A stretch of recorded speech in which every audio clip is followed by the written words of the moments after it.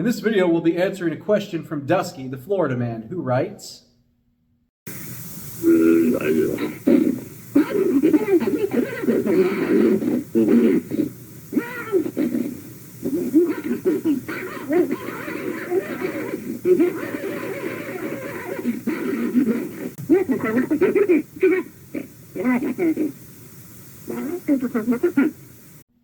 Well, Dusky, I want to thank you for your very clear and concise question, and I especially appreciate that you included subtitles, as I often have difficulty understanding Southern accents. Dusky wants to know which frequency we should be using for our off-grid digital communication system. And with APRS, for example, there are very clearly defined frequencies that we use by convention in order to access digipeaters. In this case, we're not using somebody else's equipment, so we can really pick from a range of frequencies within the band plan. So let's take a look at a couple band plans and see what we can come up with.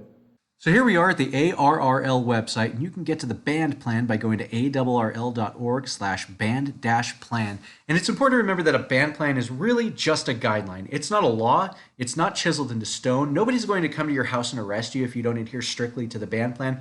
But all it does is ensure that we can all work together in this limited resource environment of the airwaves, and we can all have a little bit of the spectrum to use. And I really think getting along with others in this type of finite resource environment is an important hallmark of being an adult, just like putting your damn shopping cart away after you're done using it. So let's scroll down here to the HF section, and let's look at 80 meter, and it's really easy. They made it easy for us. Here between 3.590 and 3.6, we've got data written right there.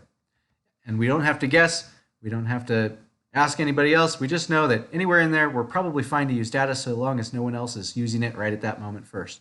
Here at 40 meter, we have the same thing. Data between 7.040 and 7.125. But I'm mostly talking about VHF and UHF, which gets a little bit more complex because things are not clearly defined here in this section of the band plan. And so we can look down here at places like FM simplex. That's probably pretty good for digital. Now, typically down here at the bottom of the band, you're going to see things labeled for SSB. If you have that capability, go ahead and use it. I think SSB is great. I don't have any equipment that'll do SSB on VHF and UHF, but up here at the top of the band where we're using FM, we've got simplex there, simplex there. I would steer clear of anywhere that is labeled repeater input, repeater output. Radio remote control, yeah, you probably don't want to be screwing with somebody's remote control airplane or whatever. But simplex is a great place to start. Just make sure you're listening first to make sure nobody else is using it, and then have at it. Down here in 2 meter, we've got a little bit different annotation. We've got the weak signal and FM simplex used for packet. Hey, that's great. Packet's digital. Why not use digital communications here? Also, there's this miscellaneous and experimental modes, which is not really well defined, but hey, miscellaneous modes, a digital mode is a miscellaneous mode. And then up here in simplex, we have got 2 sections for simplex, and I hear people using digital in there all the time.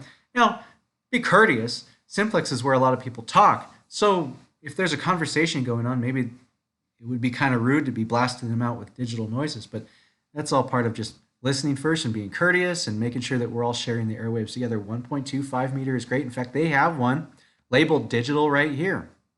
70 centimeter is a huge band. The ARRL band plan is not terribly descriptive about what you can do. So maybe as long as you're just steering clear of the satellite stuff and the repeater ins and outs, you're probably pretty good to play around in this massive 30 megahertz, 70 centimeter band that hardly anybody ever uses. Now, if you need a little bit further detail, you're going to need to get onto your favorite search engine and type your area. So Dusky, you're going to be putting in Florida frequency coordination. Here in Idaho, we use the Western Washington frequency coordinator. And here in their documents, they've got a whole host of band plans for us to use that are even more specific and more narrowed down for this area. So here it is. That's a lot more detail than the ARRL provided. And you can see we've got some really detailed descriptions of what things are for. Now, I said that the band plan is a guideline, and I can tell you right here, 146.420, where'd that go? Amron in my area uses that for their simplex communications. They have for over a decade. Then all of a sudden, some people decided that they wanted to use their radios to talk on the internet instead of using their cell phones like normal people. And so the frequency coordinator stuffed the DMR repeater stuff right here over top of where Amron talks.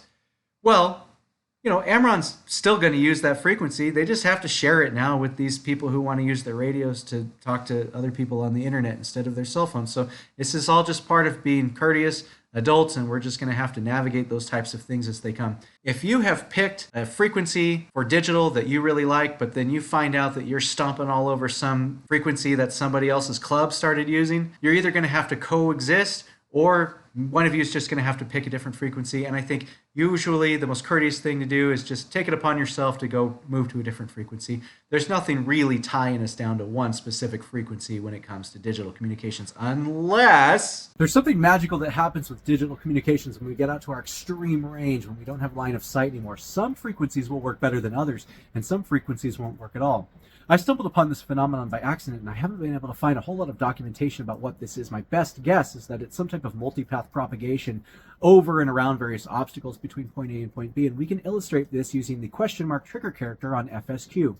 So go out to the longest distance away from home that you expect to routinely transmit and ping your home station with that question mark trigger character. You can start plotting this down on an Excel spreadsheet.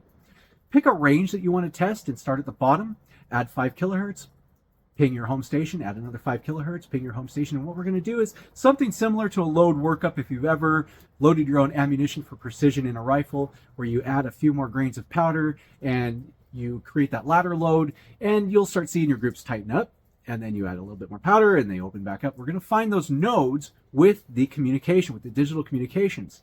And if you have the technical savvy, you can plot that out on a graph, and you can see these nodes actually go up. You increase by a few more kilohertz and they start going down. Maybe they drop out altogether. But I think you should find those nodes. Maybe you've got a few frequencies that are really close together, that are really strong. Pick somewhere right in the middle of that and go with it. Now, in a few months, you might have to redo this. And I realize that's more work than a lot of people might want to put in. I'm kind of a nerd with this stuff, and I enjoy that kind of thing. But if you want to milk the absolute most potential out of your digital communication system, this is a process that you're going to have to go through.